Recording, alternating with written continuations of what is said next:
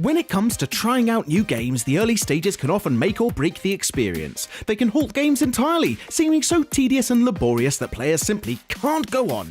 Ideally, they should engage us in special ways, making us eager for more, but sometimes the early stages aren't all that reflective of the full package, so we've compiled a list that discusses 10 of the greatest games that start off really awful.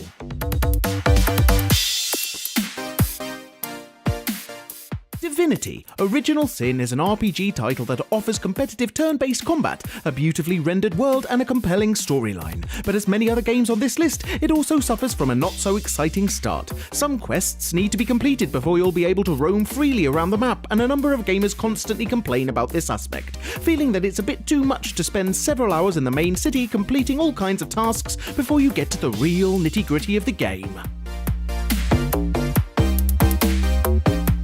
Persona 4 is a highly appreciated role-playing game, but it takes a while until you can fully enjoy its gameplay. If you're the type of gamer that appreciates fast-paced action scenarios, then you should know that this gaming title starts off annoyingly slow, with a lot of dialogue and not so much combat. Even though it's a truly enjoyable game, Persona 4 tests your patience for quite a long time, many people giving up on it after the first hour of gameplay.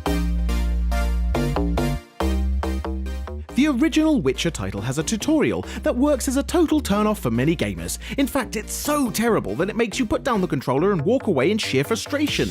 Even though it was conceived to teach you the fundamentals of combat and controlling the game, it feels like more of a challenge than a proper tutorial. And because of this, some players even decided to ignore the game completely, missing out on the opportunity to play a really nice and iconic title.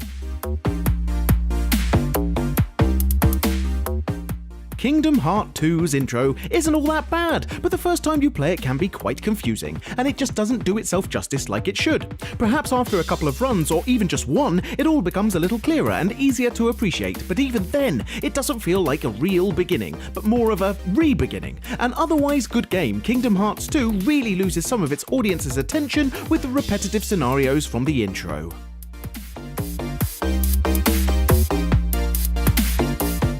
In the earliest stages of Mass Effect, players can feel overwhelmed by the game's mechanics and the task of getting used to them. As a result, the gameplay feels like it's not advancing at all, the Citadel becoming the most hated location since you have to spend so much time exploring it. Thankfully, Mass Effect 2 has a much better pacing, but it's a shame that the first title's quality is hindered by such a superficial issue like a slow start.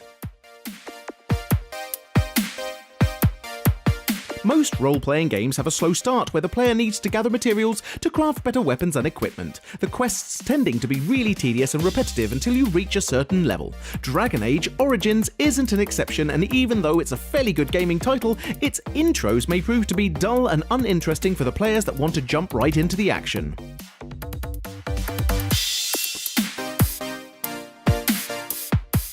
The Legend of Zelda: Twilight Princess is definitely a great game, but the one single thing that irked so many players was the fact that for the first few hours you'd have to wander around doing mundane, unexciting tasks. You'll be herding goats, fishing and running all kinds of other errands until you'll be able to fully enjoy the game and get your hands on the Master Sword. That will really change the whole gameplay style.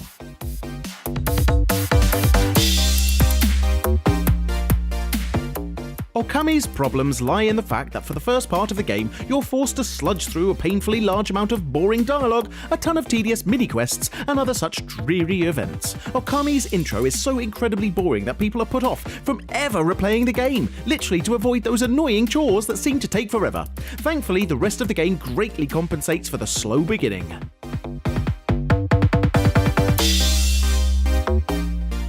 Dubbed the greatest Star Wars game by some critics, Jedi Knight 2 is also famed for its annoyingly sluggish start that made many gamers back off from the entire gameplay, which is a pity. Also, the gameplay includes a bit too much puzzle solving for some players' tastes, and making the entire experience feel boring and kind of motionless. However, Jedi Knight 2 Jedi Outcast still remains a prized title that should be tried by every person who calls themselves a gamer.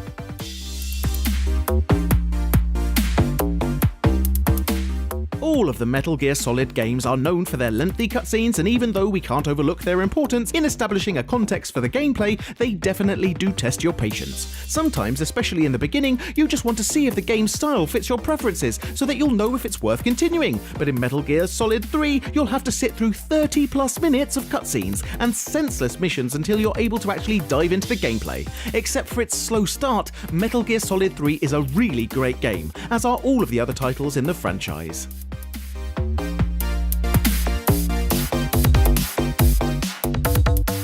This was our list showcasing some great games that start off really awful, and we hope you enjoyed our video. If you did, please press that like button, as we do appreciate it and it helps us immensely. We often ask our audience for suggestions to compile these lists, and if you'd like to contribute, please follow Frag Hero on Facebook.